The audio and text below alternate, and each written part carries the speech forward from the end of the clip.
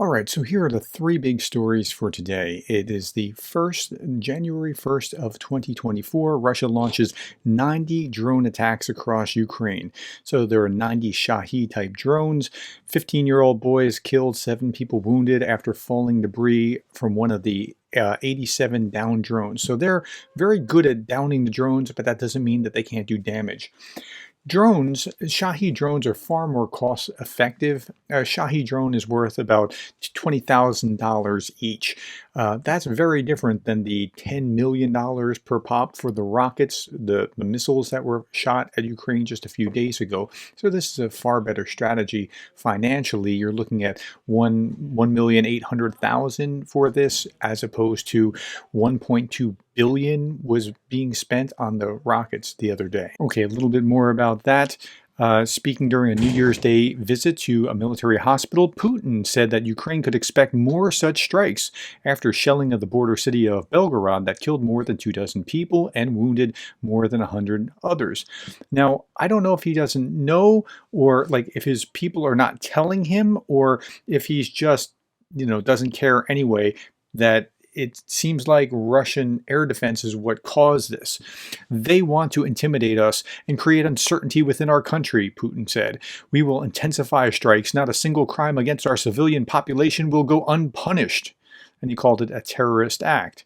Putin accused Western leaders of using Ukraine to try to, quote, put Russia in its place. And, quote, of course, we can hit public squares in Kyiv and any other Ukrainian city, he said. And and he went on and said, quote, I understand, I am boiling with rage, but do we need to hit civilians? No, we are hitting military targets, and that's what we'll keep doing. Again, I can't tell if he is just delusional or if he's being told that he's not hitting civilian targets or what, but he's hitting civilian populations. Now, President Zelensky also gave a New Year's speech, and he talked about increase in domestically produced weapons. They really need that to take the fight to Russia, where they can't use like US weapons to go into Russia. But listen to what he didn't say in this speech. And next year, the enemy will feel the wrath of domestic production. He said in the speech on Sunday, our weapons, our equipment, artillery, our shells, our drones, our naval greetings to the enemy, and at least 1 million Ukrainian FPV drones, all of which we will generously use on land, in the sky, and of course at sea. He said Ukrainian pilots are already mastering F-16 jets, and they will be definitely seen in the sky, so our enemies can certainly see what our wrath is. So he talked about wrath, but he didn't really talk about any movement along the front lines. And I think that was intentionally left out because Ukrainian war, as it moves forward, in my estimation, will be more and more asymmetric, hitting ships, hitting with drones at some airfield, hitting an oil refinery, those kind of things, rather than more movement like the counteroffensive was supposed to be. I think that's intentional.